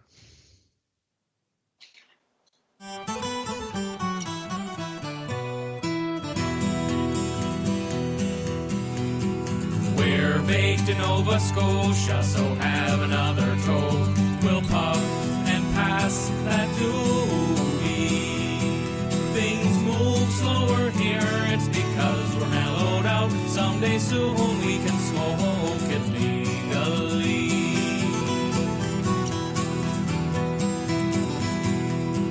Now no one would have ever guessed. Turns out Nova Scotians love the green. When it comes to smoking up, we're sure we're the best. This could be why we aren't very mean. We're baked in Nova Scotia, so have another toke. We'll puff and pass that doobie. Things move slower here, it's because we're mellowed out. Someday soon we can smoke it legally. Plus, that might be my new theme song. From the docks of Yarmouth to North Sydney, it's not the fog, it's just the haze. Late night donaires will crush the munchies. No, we haven't any doctors, so we have to blaze. See, this is We're baked in Nova Scotia, so have another toke. We'll puff and pass that doobie. Things move slower here, it's because we're mellowed out. Someday soon we can smoke it legally. We're baked in Nova Scotia, so have another toke. We'll puff and pass that doobie. Things move slower here, it's because we're mellowed out. So let's burn another spliff and stare out at the sea.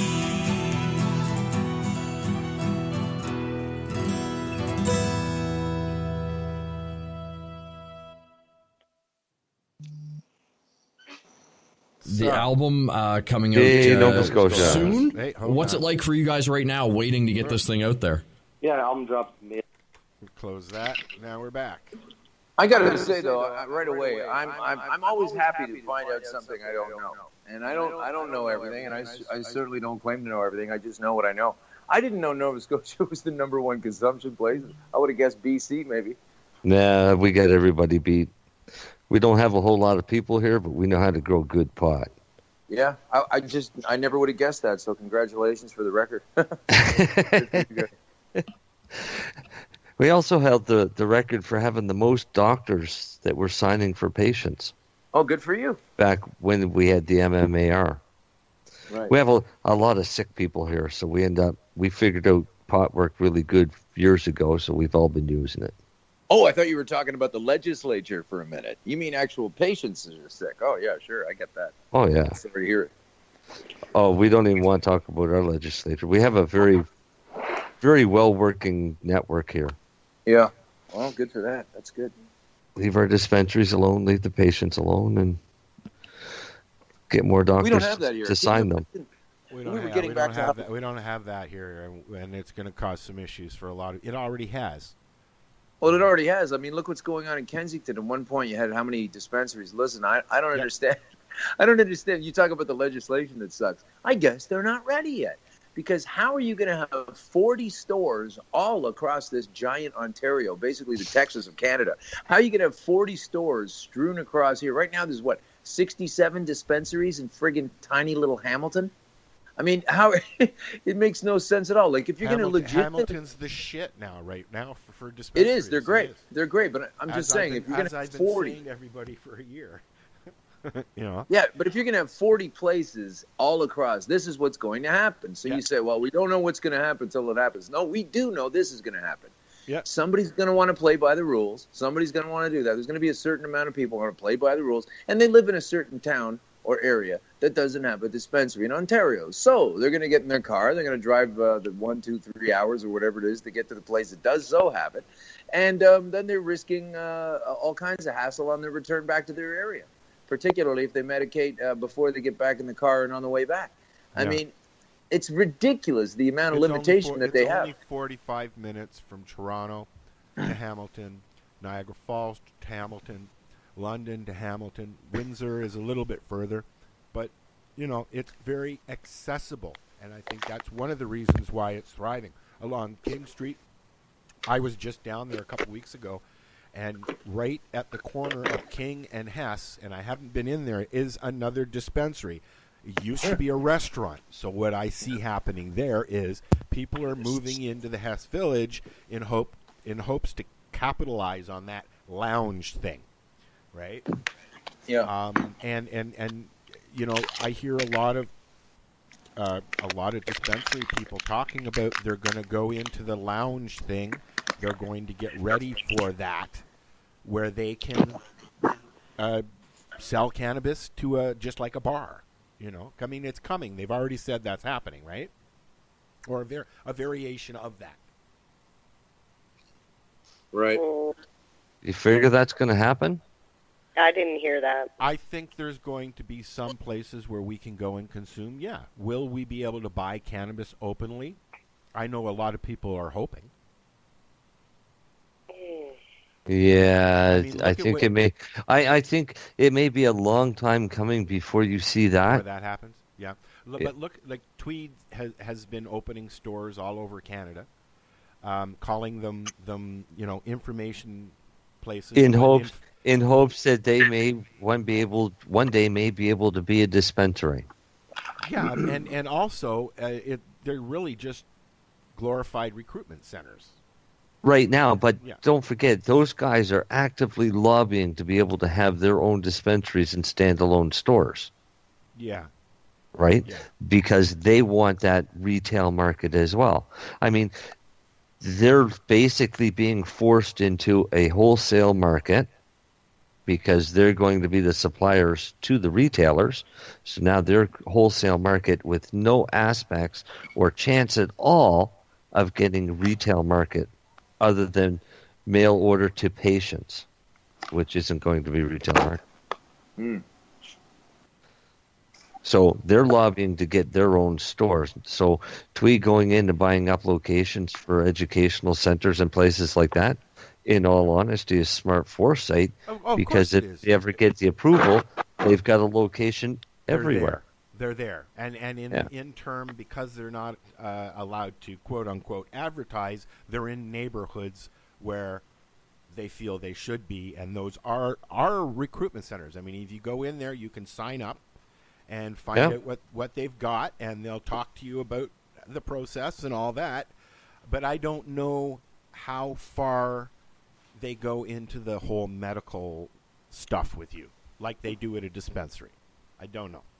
I've never been. I go to Me a either. dispensary. I don't know. I have to admit, my I own. like being able to walk into a storefront, buy what I want to get, have a conversation with whoever's there about whatever, and then leave without any, here's your ID, blah, blah, blah, blah, blah. I understand, just like a beer store, they card you. That's fine. Show them your ID, walk in. It's part of the process.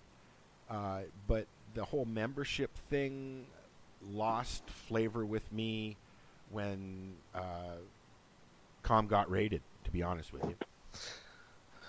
you. Yeah, I mean, it's an unfortunate drawback, but membership's also still a good way to protect yourself in the long run.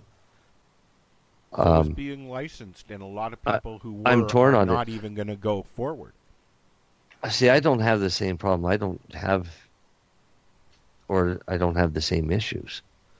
I go to dispensaries 9 times out of 10. I know more than the person that's working there, so it's no sense me asking questions. I just go and take what I want and leave, and hope that nobody recognizes me, so I don't have to spend a couple hours answering questions. But then again, I don't go shopping at dispensaries very often. You know what? Like I said, I've been enjoying being able to walk into a dispensary, choose what I want, ask questions. Usually the people are right on. There's been a few places that I've gone into in Hamilton where I really enjoy the staff. And then there's been a couple of places that I've gone into where, there's a big burly guy standing at the door, half asleep, just waiting to get up and get in your face if you say something wrong. very intimidating when you walk into the door. But it's needed in Hamilton. Right. You know? See, that's not something that we have here. Do you have places that you can walk in other than like Pharmacist and other places like that? There's 25 dispensaries in Halifax. Okay. Right now. So I mean, there's all kinds. Some of them are they raiding? Because I've heard they have been.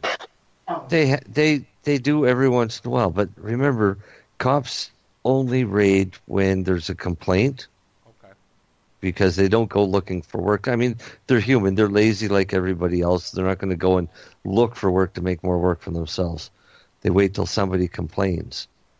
Yeah, and those complaints are usually a dissatisfied customer. Or another dispensary owner. Yeah. Or a neighbor that doesn't like the heavy traffic.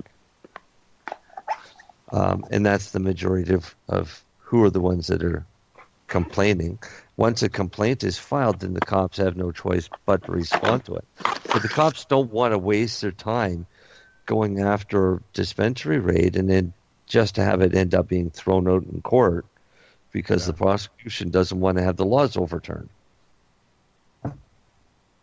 Fair enough. Right? Anybody that's going to challenge. It is a giant circle jerk. It's a waste of goddamn time.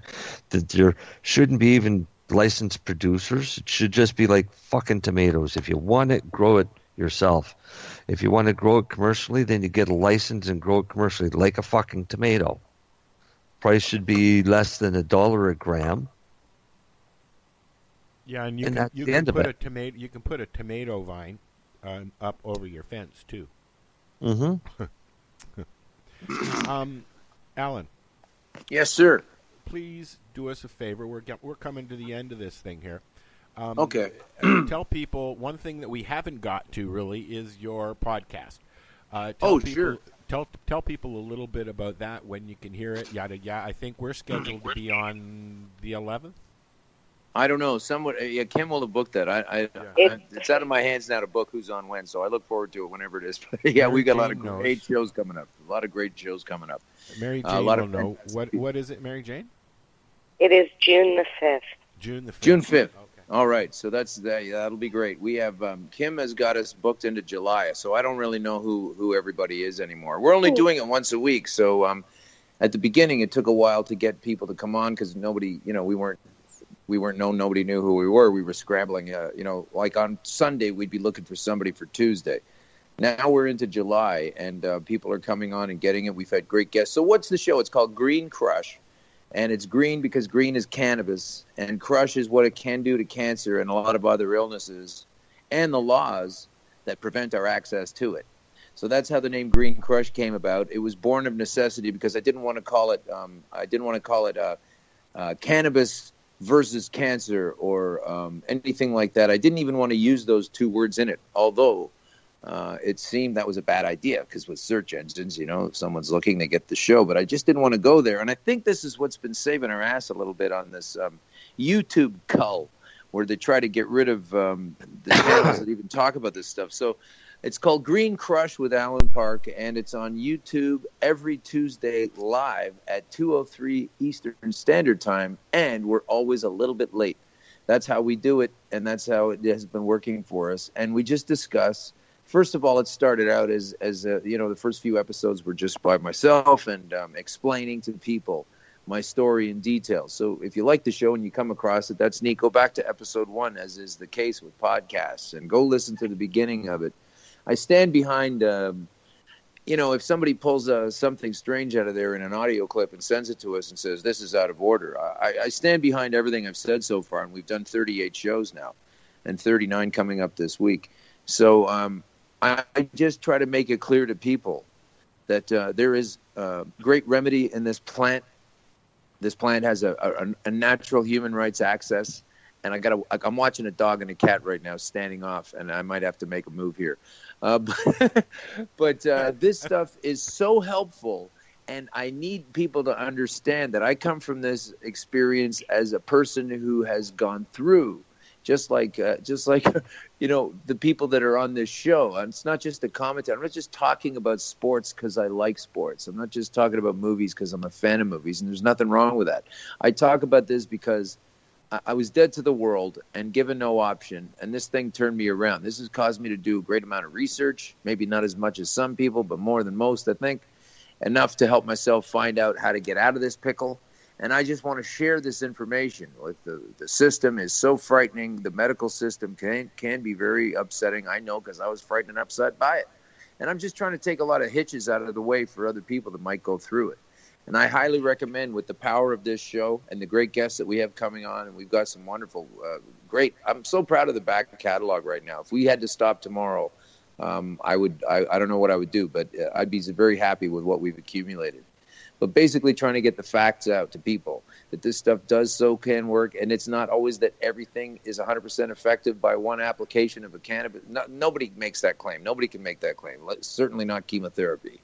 So I just want people to understand it can be easier. I went through a shitty time, through a very dark, difficult, dark maze to get out. I got out, and I'm just trying to tell people the short run. Like, you just turn left here, turn right there, go around there, and you're done. It's a lot easier to get out of dire straits than they make it sometimes. So that's what this show is about. That's what the whole crush is. It's nice that's to have all somebody with common ground as well, right? Exactly. And that's what the crush. I'm just like rolling through. I was just done listening to what it doesn't do and what it can't do, and I got kind of tired of telling people about it who'd be excited to hear about it. I mean, I'd sit and talk about it for, as we've done tonight, for 2, 3, 5, 7 hours. But that's not as efficient as podcasting, broadcasting, right? So anybody can hear it anytime and hear it again if they want.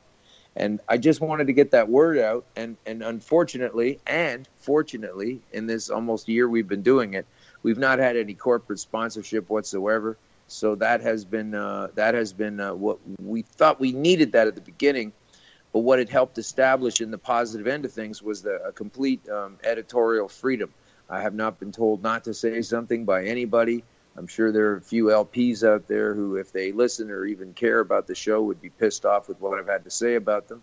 None of them pissed off enough to sue me, so I guess I'm not wrong. When a company like Organigram, who doesn't even know why they had contaminants in their final product, they didn't understand why it was in there. I would say, I don't understand why you even had those contaminants in your building, never mind in the batch, because your name of the company is Organigram, so come on. Not supposed to have any of that there.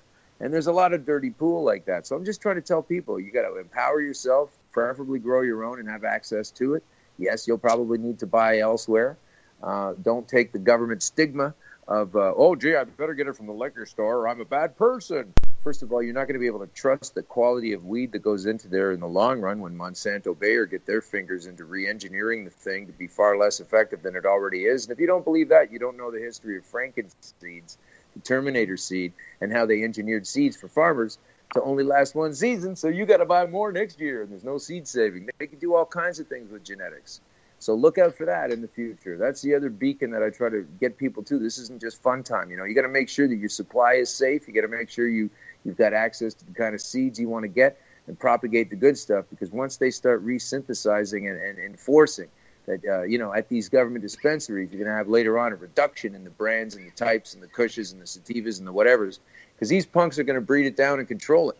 You watch out for that. Think I'm nuts for saying so? Great. We'll get to it, and you'll be going, holy shit, that guy was right. So make sure you know your source. Make sure you know where yours is coming from. Know your dealer. Understand where he gets it, and just realize this thing is a food. It's a vitamin. It's an amino acid. It's all kinds of things, and that is the reason why it helps you with so many different conditions. It's not a drug that's a wonder drug that fixes every disease. It's a healthful substance that puts your body into a wonderful state of homeostasis to better handle any invaders and illnesses that come along. So they're looking at it in a wrong way. They're not looking at it in a truthful way. They're looking at it in a let's make money in the private prison kind of way, etc. So that's what the whole show is about. Green Crush with Alan Park, and we have great guests on, teach you how to grow it.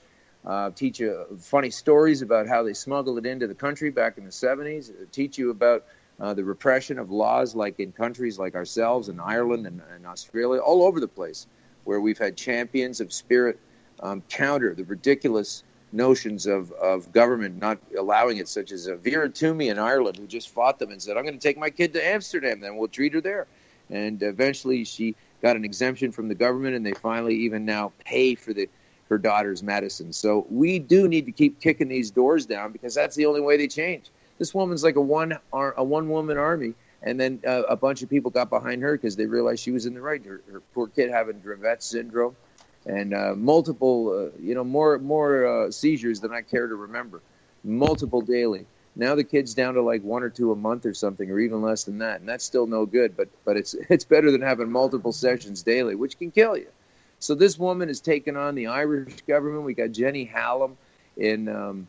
These are all, as I like to say, friends of the show. These are all people whose stories we have profiled and want to get around the world. We've gone beyond Canada. Canada's a bit of a cartoon with its legislation. I talk about it because I live here, but I'm interested in the developments in Spain, in Portugal, in Israel, where the amount of research there is unbelievable, especially when you consider a lot of it's funded by America, but then they don't want to sell it in America because it's illegal.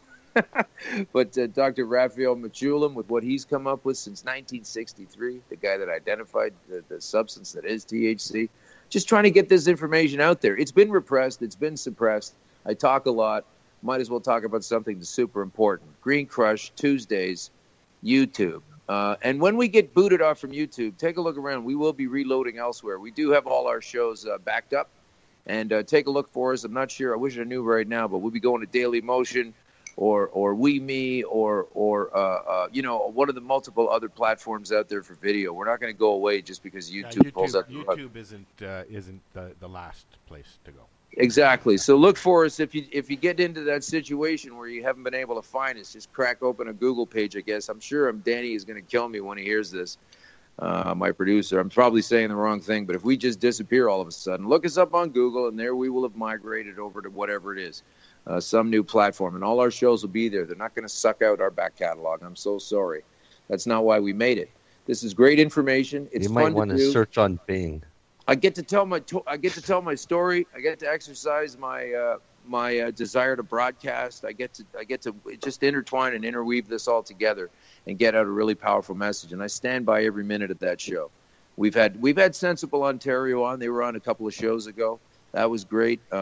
So many different people with so many insightful viewpoints, all of which would stump any politician, none of whom have been able to accept an offer or even a challenge to come in and debate any of this with me. And we'll just keep trying. I want to get Bill Blair in there. Let me tell you, I'd love to sit him down and go one-on-one, fair game, mano a mano. In my house, I had enough of your house with all the lies. I want to get the truth out there. I want to help people not have to suffer as much as they have been. And I know, because I suffered a lot, and now I don't. So I want to bring that to people right away so that they don't even have to wait for it. The end. Thanks for having me on. Thank you for being here. You were trying to say something, Marcel? Yeah, but I forget what it was now. Must have been that boom explosion ending I just threw at you. Hey, I'm just happy to have me on. It was the mic great drop to meet you just guys did at it in. 420. What's that? The mic drop at the end just did it in for me. So I guess so. Yeah, might have It blown it out. lost me. Sorry, kind of just wound up being that way. But I do want to thank. The folks. Al was at. I met him at 420, and Mary Jane. We had a great talk upstairs at Roachorama, a place which is bizarrely under some kind of threat of continuance based on a bunch of series of laws put together by a bunch of jugheads. I mean, this place has been running for like 19, 20 years. Abby Roach has done a great job of providing what? A service that who? A lot of people want. Is that democracy? Yeah. Is she adding to the economy? Yeah. So why is this a problem again? So that's where we were at 420, and I had a great time speaking there. Did a little comedy set / information set for some folks there, and we're just going to keep going with this. No more repression or suppression of the facts. I'm all done with that. Awesome. Good. So tomorrow is the Global Marijuana March. Yes. Good luck with that. Power through. Represent. Sorry, I can't do it. If you can't go and you want to be a part of it, join us. We're going to be there from about 1 o'clock Eastern Time to till whenever we fall asleep. Or our asses get sore. Yes, that happens too. Although the good thing is we figured out how we can get up and walk around at the same time. So that's the good thing. Yeah. Are we talking about suppositories again, and it numbs you out? Is that No. No. Good old fashioned. We're talking sitting in an office chair for 4 to 5 hours. Yeah. listen to people walk. Hey, I didn't get to recommend my song earlier. I'm sorry I missed that. Mary Jane asked me what kind of song I might throw in for one of the breaks, and I didn't get the chance to get it in quickly enough. But I'll just throw it out there anyway. Whether you like it or not, Alice Cooper. Just look it up anyway, whether you're a fan or not. Just look up Alice Cooper and look up the song Poison and read the lyrics. And that's my ode to chemotherapy. Cool. And on that note, I guess we're done here. This is the 420 Radio Show. I want to thank Alan Park for joining us. Had a nice Thank you, chat. guys. Marcel and Mary Jane and I will be around tomorrow, along with Al Graham and Alicia Yashishin, and Kim Cooper will be calling in also from Timmins. They're doing their first GMM up there. So we're going to hang out online for those who can't. Al will be walking around with Mary Jane down at Toronto's south side, right? It's the south side this year, I think? No, it's the north side. It's the north side. Okay. So where's Sensible Ontario happening? On the South Lawn? I'm not sure about that. Okay. There's a map going on. Around that long, I have to get home. So I will be there for the march, though. And the march starts on the North Lawn, I think the northeast side of the at the north, Queen's at Park. Queen's Park North, yeah. At noon. At noon. Okay. Cool. Well, if you're around, say hi to Al and Mary Jane. And otherwise, we be out of here. Thanks, Alan.